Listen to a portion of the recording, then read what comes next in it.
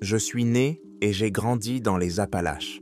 J'ai passé les 22 premières années de ma vie dans le Kentucky, puis j'ai déménagé dans le Tennessee. J'ai toujours aimé la nature et j'ai eu la chance de trouver un emploi au service forestier quelques années après avoir terminé mes études.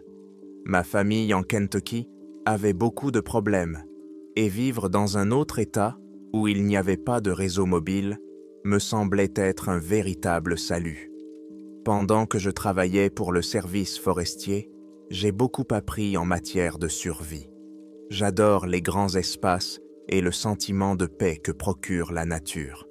C'est bien mieux que de passer ses journées dans un bureau exigu, sous la lumière des néons. Et j'aime aider les gens. J'ai aidé de nombreux touristes égarés à retrouver leur chemin, et j'ai même participé à des opérations de sauvetage pour venir en aide à des blessés. C'était le travail idéal pour moi. Je vis seul dans une caravane avec mon labrador Barclay. Mon neveu Riker était venu me rendre visite quelques semaines après avoir terminé ses études universitaires. Il avait toujours rêvé de parcourir le sentier des Appalaches et j'ai soutenu son idée, mais à condition qu'il soit bien préparé. Trop de jeunes, après avoir regardé quelques émissions de survie, pensent être prêts à affronter la nature sauvage. Ce n'est pas le cas.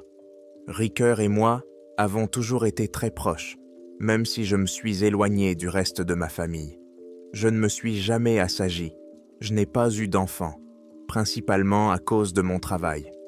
Riker était donc mon plus proche parent, et je voulais lui transmettre mes compétences avant d'être trop vieux.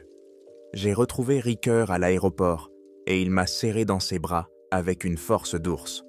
Nous sommes de retourner à ma caravane, et je lui ai préparé un steak avec des pommes de terre. Nous avons discuté de nos projets pour la semaine. J'avais pris quelques jours de congé pour passer toute la semaine à faire de la randonnée avec lui. Nous devions partir le lendemain matin. J'ai vivement conseillé à Riker de bien dormir. La journée du lendemain s'annonçait chargée.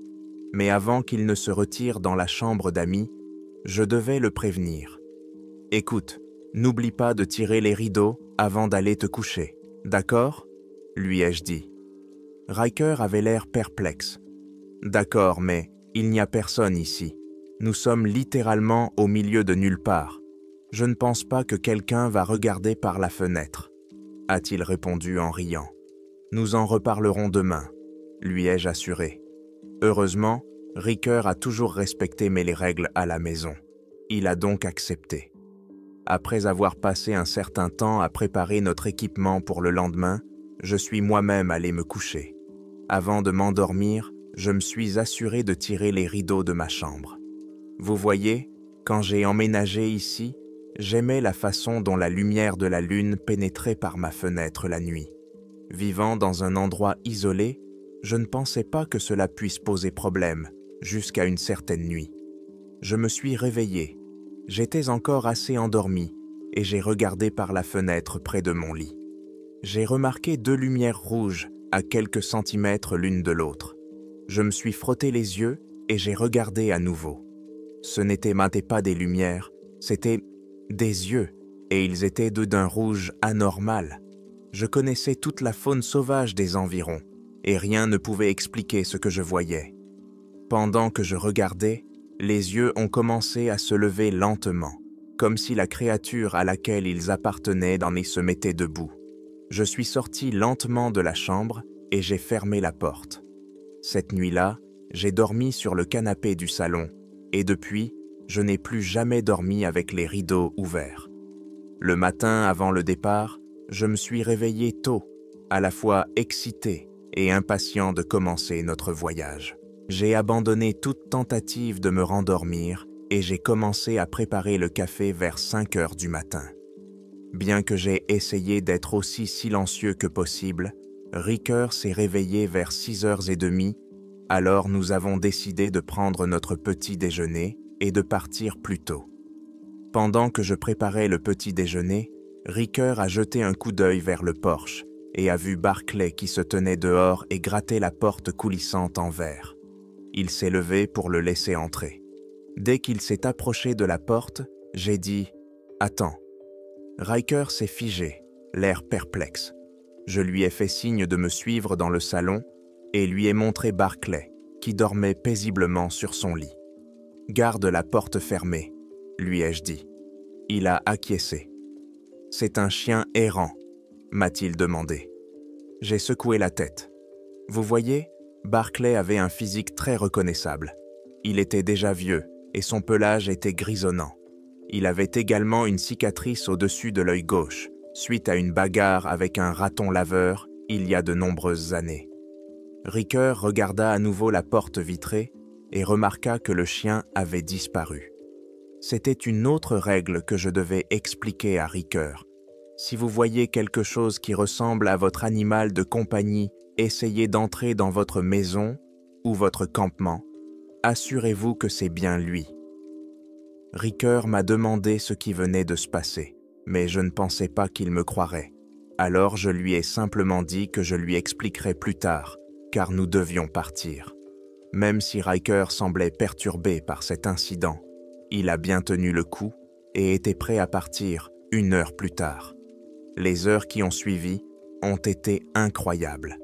Nous avons profité de paysages magnifiques et avons pu rattraper notre retard en matière de communication. Je me demandais quand parler à Riker des règles de conduite à respecter sur le sentier, mais je craignais qu'il ne prenne pas cela au sérieux, du moins pour l'instant. Avant son arrivée, j'avais essayé de lui expliquer qu'il y avait une étrange activité surnaturelle dans les Appalaches, mais cela ne l'avait pas vraiment intéressé. Je dois avouer qu'au début, je n'y croyais pas moi-même. J'avais besoin de voir tout cela de mes propres yeux pour comprendre.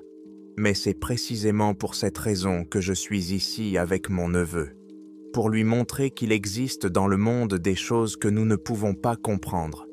Mais si nous suivons les règles, tout ira bien.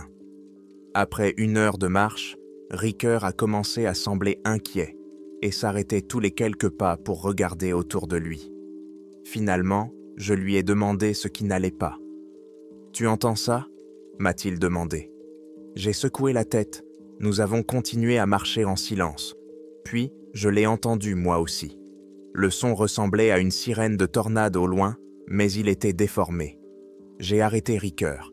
« Nous devons nous éloigner le plus possible de ce bruit », ai-je dit. Riker a tenté de rétorquer que nous devrions nous approcher au cas où il s'agirait d'une sirène d'alerte météo, mais je lui ai fait comprendre qu'il était vital de s'éloigner de la source du bruit. Nous avons couru dans la direction opposée. Finalement, le son a commencé à s'atténuer comme s'il s'éloignait. Mais quelques minutes plus tard, nous avons entendu un rugissement de sirène presque juste devant nous. « Qu'est-ce que c'est que ça ?» a dit Riker en se couvrant les oreilles avec les mains. Nous courions maintenant de toutes nos forces, ce qui était extrêmement désagréable compte tenu de tout notre équipement. Soudain, nous avons dû nous arrêter brusquement. Le sol sous nos pieds s'est mis à trembler, et ce qui semblait être un vieux poteau téléphonique recouvert de lierre, avec des haut-parleurs au sommet, a commencé à se déplacer sur le sentier. La sirène était assourdissante. Riker et moi, nous sommes enfuis. Nous ne nous sommes pas arrêtés avant que Vingbadbon Master Minute se soit écoulé, depuis que la sirène s'était tue. Nous avons tous deux trébuché plusieurs fois sur des racines et, à la fin, nous étions assez écorchés et essoufflés. Riker a exigé des explications. Il voulait savoir ce qui se passait ici et j'ai décidé qu'il était temps de lui parler sérieusement. Maintenant qu'il avait vu certaines choses de ses propres yeux, il serait beaucoup plus réceptif, alors j'ai accepté de le mettre au courant. Il était difficile de se souvenir de toutes les choses étranges qui se passaient ici et comment les éviter. Mais quand Riker m'a dit qu'il allait faire une randonnée sur le sentier des Appalaches, je lui ai dressé une liste de règles et j'ai noté tout ce que je pouvais. Dors toujours avec les rideaux tirés. Si tu les laisses ouverts, tu risques de te réveiller et de voir des yeux rouges à la fenêtre. Je n'ai eu qu'une seule brève rencontre avec des yeux rouges, mais un autre garde forestier que je connaissais a eu moins de chance. Dan Williams était jeune, la trentaine, et en excellente forme physique. Un jour, il ne s'est tout simplement pas présenté à son poste. Cela ne lui ressemblait pas du tout, car c'était l'une des personnes les plus fiables que j'ai jamais rencontrées. Étant un ami proche de Dan, je me suis rendu chez lui et j'ai frappé à la porte. N'obtenant pas de réponse, j'ai vu qu'elle n'était pas verrouillée. Je suis entré et je l'ai appelé. Il n'a pas répondu. Lorsque je suis arrivé dans sa chambre, j'ai eu un mauvais pressentiment. J'ai ouvert la porte et je l'ai trouvé allongé sur son lit, complètement immobile. Ses yeux et sa bouche étaient remontés grands ouverts, figés dans l'expression de terreur la plus horrible que j'ai jamais vue. J'ai rapidement appelé le 911 et lorsque j'ai informé notre chef, il m'a demandé si les rideaux de la chambre étaient ouverts. J'ai confirmé que oui. J'ai essayé de lui demander pourquoi il voulait le savoir, mais il ne m'a rien dit. Après mon propre incident, j'ai commencé à les fermer chaque nuit. Si votre animal de compagnie tente d'entrer dans votre maison ou votre campement, assurez-vous que c'est bien lui. Laisser entrer la mauvaise créature, c'est comme dérouler le tapis rouge à un esprit maléfique. Si vous entendez une sirène qui semble anormale dans la forêt, évitez à tout prix de vous en approcher. Le son que vous entendez n'est pas du tout une sirène. C'est un cryptide qui utilise ce son pour attirer les gens. Cette créature se camoufle sous la forme d'un vieux poteau téléphonique rouillé ou d'un haut-parleur. Lorsque ses victimes sont apportées, elle s'envole et les poursuit. Les personnes âgées qui connaissent en ce cryptide affirment que lorsque la victime est capturée, ces cris sont utilisés pour alimenter la sirène. Dans les Appalaches, rôde une créature appelée le chat-vamp. Il ne ressemble à aucun autre grand félin, car il a 6 pattes, 4 à l'avant et 2 à l'arrière. Il est plus grand qu'un lion adulte et possède des capacités surnaturelles. Parmi celles-ci, il peut éviter les flèches et, dans certains cas, même les balles. Le vampus-chat peut marcher sur ses pattes arrière et a des yeux dorés perçants. Évitez à tout prix le contact visuel avec lui. Le contact visuel entraîne un état hypnotique. Si vous êtes hypnotisé, vous ne pourrez plus bouger et vous serez dévoré. Si vous rencontrez un chat vampirique, le mieux est d'essayer de le prendre par surprise et de tirer ou de vous cacher. Si vous n'avez pas d'arme, n'essayez pas de vous enfuir. Vous n'avez aucune chance. Si vous êtes dans la forêt et que vous entendez quelqu'un prononcer votre nom, mais que vous ne voyez personne, faites semblant de ne pas avoir entendu. Vous pouvez également entendre d'autres choses, comme les pleurs d'un enfant ou un appel à l'aide monotone. Aussi effrayant que cela puisse paraître, ignorez-les. Le simple fait de te retourner ou de suivre la voie pendant quelques pas peut te mener à ta perte. Il y a quelques années, alors que je travaillais à l'entretien d'un sentier, une femme s'est précipitée vers moi en criant désespérément à l'aide. Elle m'a dit qu'elle s'appelait Jenny et m'a expliqué qu'elle faisait une randonnée avec son mari lorsqu'il a commencé à se comporter bizarrement. Il était devenu très silencieux et s'arrêtait tous les quelques pas pour regarder autour de lui. Elle lui a demandé ce qui se passait et il a répondu qu'il lui semblait entendre leur fils l'appeler. C'était impossible, car leur fils, Brandon, âgé de 10 ans, était décédé 1 an auparavant. Il avait été renversé par une voiture alors qu'il faisait du vélo. Jenny a essayé de le dissuader de suivre cette voie, lui disant que cela ne pouvait pas être Brandon. Mais son mari était très insistant et refusait de l'écouter. Il a quitté le sentier pour suivre la voie. Elle l'a cherché pendant plus d'1 heure, mais après avoir failli se perdre elle-même, elle a dû abandonner les recherches. J'ai accepté de l'aider dans ses recherches, mais j'ai finalement dû appeler des renforts, car je ne parvenais pas à le trouver. Il a rapidement été porté disparu, et une recherche à grande échelle a été lancée. Malheureusement, cette histoire n'a pas connu une fin heureuse. Son corps a été retrouvé au fond d'une falaise abrupte. On ne savait pas s'il avait sauté ou s'il avait été poussé. Ne sifflez pas dans la rue la nuit. J'ai commis cette erreur une fois, quand j'étais plus jeune, et que je dormais dans une tente avec mon chien. C'était avant Barclay. C'était mon vieux chien Rex, et d'autres employés du service forestier m'avaient averti de ne pas siffler la nuit. Mais bien sûr, j'avais à peine plus de 20 ans, et je pensais que ce n'était que de vieilles superstitions. J'avais fait une randonnée toute la journée, et j'avais commencé à boire près du feu quand la nuit était tombée. Rex restait généralement près de moi, alors pendant la journée, je le laissais sans laisse. Cependant, quand la nuit est tombée, j'ai commencé à m'inquiéter qu'il puisse se perdre ou se blesser. Je l'ai donc sifflé pour qu'il revienne. Au début, il n'a pas réagi à mon sifflement, ce qui était très inhabituel pour lui. Je ne pouvais pas laisser quelque chose arriver à Rex. Il était mon seul compagnon permanent dans une vie assez solitaire. « Rex !» ai-je crié, et j'ai sifflé à nouveau, plus fort cette fois. J'ai remarqué que mon sifflement semblait faire écho, ce qui n'avait aucun sens. Rex finit par accourir vers moi, mais il se comportait différemment. Il était clairement tendu, regardait vers la forêt et grognait. Je braquai ma lampe torche dans la direction où il regardait, mais je ne vis rien. Je finis le reste de ma gourde et me couchai. Je me suis réveillé vers 2 heures du matin avec la nette impression d'être observé. Je suis sorti de la tente pour regarder autour de moi. La lumière de ma lampe de poche faiblissait constamment, malgré la nouvelle pile. Je l'ai tapotée pour essayer de la faire fonctionner. La première chose que j'ai remarquée, c'est que Rex n'était nulle part. Je l'ai appelé et j'ai sifflé à nouveau. À ce moment-là, ma lampe de poche s'est éteinte. J'ai entendu un craquement lointain de branches et j'ai réussi à faire fonctionner la lampe juste assez pour voir la silhouette de quelque chose à environ 3 mètres de mon campement. C'était une silhouette blanche, maigre comme un clou, qui ressemblait vaguement à un humanoïde. Ce qui m'a vraiment inquiété, c'est sa taille. Elle était extrêmement grande. Je parle d'une taille d'environ 2 mètres, mais elle marchait voûtée.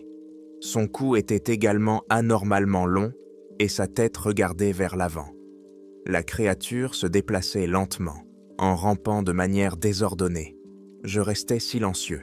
« Qu'est-ce que c'est que ça ?» me suis-je dit. Et ce fut une énorme erreur. La tête de la silhouette s'est tournée dans un angle brusque et anormal, et elle s'est mise à hurler. Je n'avais jamais entendu un tel son auparavant. Imaginez un cri humain déformé, mélangé au cri d'un animal blessé. Je me suis précipité dans la tente, j'ai attrapé le spray anti-ours et le couteau. Bêtement, je n'avais pas pris de fusil pour cette randonnée. Je l'entendais hurler à l'extérieur de ma tente, et j'ai compris qu'il était temps de me défendre. Dès que je me suis retourné, j'ai entendu un grognement et un aboiement sec. « Rex !» ai-je pensé. La silhouette a poussé un autre cri et s'est précipitée dans la forêt. J'ai remarqué que Rex avait du sang sur le museau. Je l'ai serré dans mes bras pour vérifier s'il était blessé, mais heureusement, il allait bien. Cependant, il était encore très nerveux. « Bon garçon !» lui ai-je dit. « Inutile de dire que je ne siffle plus dans la forêt. Si vous vous perdez sur un sentier pendant plus d'une journée, ne vous fiez pas à tout ce que vous voyez. » Mon vieil ami John, qui travaillait également dans le service des parcs, s'est perdu lors d'une randonnée en solo. C'était un survivant très expérimenté, qui connaissait tous les sentiers, comme sa poche. J'ai donc été choqué lorsqu'il a disparu. On l'a retrouvé environ 1 semaine plus tard, mais il n'était plus lui-même. Il répétait sans cesse qu'il avait trouvé une petite maison où vivait une femme qui l'avait sauvé. Il a dit qu'elle lui avait donné du thé et des pâtisseries, puis l'avait autorisé à rester dans sa chambre d'amis. Il a rapporté avoir ressenti une somnolence pendant toute la semaine qu'il avait passée là-bas. Mais il avait des souvenirs étranges de la femme entrant et sortant de sa chambre avec de la nourriture et du thé. Il a déclaré que certaines tasses contenaient des morceaux de champignons. Lorsqu'on lui a demandé comment il s'était échappé, il a répondu qu'il s'était simplement réveillé un jour sur un lit de feuilles mortes dans la forêt. John a essayé de montrer à ses sauveteurs où se trouvait la maison, mais il n'y avait rien. Il est devenu obsédé par sa recherche et les sauveteurs ont dû le convaincre de prendre des vacances et de passer un examen médical. L'état mental de John ne s'est jamais rétabli. Il vit aujourd'hui dans un établissement de soins de longue durée. Au début, j'ai supposé que son expérience n'était qu'un événement stressant qui avait pu déclencher des problèmes de santé mentale latents. Mais d'autres gardes forestiers m'ont dit que ce n'était pas un cas unique. Donc, comme je l'ai déjà dit, si vous vous perdez sur le sentier des Appalaches et que vous voyez une petite maison dans la forêt, ne vous fiez pas à elle. Arrêtez-vous et demandez-vous si ce que vous voyez a un sens avant d'entrer et de demander de l'aide. Si vous voyez une femme d'une 60aine d'années, portant des lunettes à monture, argentées, errant dans la forêt, et qu'elle vous demande de l'aider à retrouver le sentier, aidez-la. Si vous réussissez à l'aider à retrouver son chemin, vous aurez de la chance pendant les 7 prochaines années. Vous voyez, cette femme était une randonneuse très passionnée et déterminée. Un jour, elle s'est égarée et n'a pas réussi à retrouver son chemin. Son corps a été retrouvé quelques années plus tard. C'est un esprit bienveillant et les randonneurs qui l'ont vue la décrivent comme une femme au sourire contagieux. Un de mes collègues m'a raconté qu'un randonneur égaré avait dit avoir vu cette femme après s'être éloigné du sentier. La femme aux lunettes argentées lui a dit qu'elle aussi s'était perdue. Le touriste a raconté qu'ils avaient marché ensemble pendant plusieurs heures, discutant simplement de la vie et essayant de retrouver le sentier. La femme lui a proposé de prendre un tournant qui les a effectivement ramenés sur le sentier. Le touriste était ravi, mais lorsqu'il s'est retourné pour la remercier, elle avait disparu. La forêt ne doit jamais être complètement silencieuse. Vous devez toujours entendre quelque chose. Des insectes, des animaux, des oiseaux, de l'eau, du vent, bref, n'importe quoi. Si vous vous trouvez un jour sur un sentier et que vous remarquez qu'il y a un silence absolu, continuez à avancer jusqu'à ce que les sons reviennent à la normale.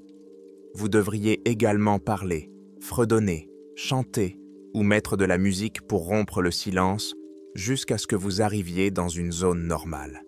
Je n'ai pas d'expérience personnelle en matière de non-respect de cette règle, car le sentiment d'inquiétude que procure le silence complet suffit généralement à me pousser à continuer. Un vieil homme à la longue barbe et au bâton peut s'approcher de votre campement lorsque vous êtes assis autour d'un feu avec vos amis ou votre famille. Il s'assiera tranquillement et commencera à raconter une histoire. Ne lui demandez pas qui il est, ne l'interrompez pas et ne partez pas pendant qu'il parle. La légende dit que si vous le faites, l'un des membres de votre groupe s'enfuira dans la forêt pendant la nuit et vous ne le reverrez plus jamais. J'ai failli vivre cette expérience il y a quelques années, lorsque je faisais une randonnée avec plusieurs amis. Lorsque le vieil homme s'est approché, j'étais sur le point de demander si quelqu'un le connaissait. Mais mon ami m'a couvert la bouche avec sa main et a secoué la tête. Il m'a regardé très sérieusement. Après toutes les bizarreries auxquelles j'avais été confronté au fil des ans, je l'ai cru sur parole et je me suis tu. L'histoire du vieil homme était en fait assez bonne. Lors d'une randonnée dans les Appalaches, vous pouvez tomber sur un grand campement dans un endroit qui n'est pas destiné au camping. Ils sont généralement situés assez loin du sentier. Il s'agit de communautés vivant coupées de la civilisation qui n'aiment pas les étrangers. Le campement sera probablement composé de tentes de fortune, de diverses provisions de survie, et il y aura souvent des feux, parfois même avec de la nourriture en train de cuire. Mais il n'y aura personne. Vous pourriez être tenté de jeter un coup d'œil ou même de vous servir en nourriture ou en provisions, mais ne le faites pas. Même si vous remarquez dans le campement quelque chose qui a été volé dans votre campement. Bien que ces campements semblent donc vides, vous êtes surveillé en temps réel et vous serez très rapidement attaqué si vous prenez quoi que ce soit. Ces groupes défendent leur camp à tout prix, et non seulement ils sont plus nombreux que vous, mais ils connaissent aussi beaucoup mieux le terrain que vous. Voici la liste que j'ai rédigée pour Riker. Nous avons tout discuté pendant que nous installions le camp pour la nuit. Malgré son assurance habituelle, il était désormais convaincu qu'il fallait suivre les règles. Nous avons préparé le dîner et avons bien discuté. Nous avons évoqué le bon vieux temps, puis je me suis couché vers minuit. J'ai dormi paisiblement pendant un certain temps, puis j'ai fait un rêve étrange. J'étais assis dans un fauteuil à bascule, sur la grande véranda d'une vieille ferme. Le crépuscule tombait et l'air était immobile. Au loin, j'ai remarqué un animal qui s'approchait. Il était de la taille d'un gros chien, mais à mesure qu'il se rapprochait, j'ai compris que quelque chose n'allait pas. Bien qu'il ait la carrure et la taille d'un chien, l'animal avait une tête de lapin, mais beaucoup plus grande que celle de tous les lapins que j'avais jamais vus. Je me suis levé lorsqu'il s'est approché. Ses yeux étaient vides, des orbites sombres, et je ne comprenais pas comment il pouvait voir. J'ai commencé à paniquer, essayant d'ouvrir la porte de la maison, mais elle ne cédait pas. Derrière moi, sur la véranda, j'ai entendu des pas pendant que je frappais à la porte, et à ce moment-là, j'ai ouvert les yeux et je me suis retrouvé dans ma tente. Je respirais difficilement, soulagé de réaliser que ce n'était qu'un rêve. Je me suis retourné et me suis réinstallé confortablement. Je commençais déjà à m'endormir quand j'ai senti ma couverture glisser lentement sur moi et je me suis figé. L'air était glacial malgré la température extérieure. J'ai entendu des chuchotements autour de moi. Il s'agissait de différentes voix distinctes. « Oncle James !» a crié Riker. Je me suis assis. Il a couru dans ma tente, essayant de reprendre son souffle. « Il t'est arrivé quelque chose aussi ?» m'a-t-il demandé, et j'ai acquiescé. J'ai lu quelque chose à ce sujet il y a quelque temps. Je pense que c'est la sorcière de Belle, a déclaré Riker. Je connaissais vaguement cette légende historique sur les fantômes, mais je n'avais jamais rencontré personne qui avait été hanté par elle sur le sentier. Le lendemain, Riker et moi avons rassemblé nos affaires et avons déplacé notre campement. Riker a ri en disant qu'il avait quelque chose à ajouter à ma liste, et j'ai acquiescé. La plupart des gens ne réalisent pas à quel point ces montagnes sont anciennes. Elles sont là depuis des millions d'années. Elles ont vu des choses qu'aucun être humain n'a jamais vues et ne verra jamais. J'ai fait tellement de découvertes sur le sentier, mais je doute que je puisse percer tous ces secrets au cours de ma vie. « Riker, peux-tu me promettre quelque chose ?» lui ai-je demandé. « Bien sûr, tout ce que tu veux, » a-t-il répondu. « Quand tu parleras de cet endroit à d'autres personnes, ne passe pas à côté des bons moments, » lui ai-je dit. Riker m'a regardé d'un air perplexe. Je veux dire, je sais qu'il se passe beaucoup de choses étranges ici, mais c'est aussi l'un des endroits les plus beaux et les plus paisibles de la Terre. Il y a aussi beaucoup de gens bien ici, tu comprends. Je veux juste que tu n'oublies pas cela lorsque tu parleras de ce voyage à tes amis chez toi. Ne t'inquiète pas, oncle James, j'ai en fait une nouvelle à t'annoncer. Je déménage ici le mois prochain. J'ai trouvé un emploi dans un collège local. Je veux être plus près du sentier, et maintenant que j'ai terminé mes études et tout ça, rentrer à la maison ne me semble pas être la meilleure idée. J'ai ri. Donc, même après avoir vu tout ça, tu es prêt à en voir davantage? Il a hoché la tête. Je lui ai tendu la feuille avec la liste. D'accord, alors tiens-la à jour, ai-je dit en souriant. Tu en auras besoin.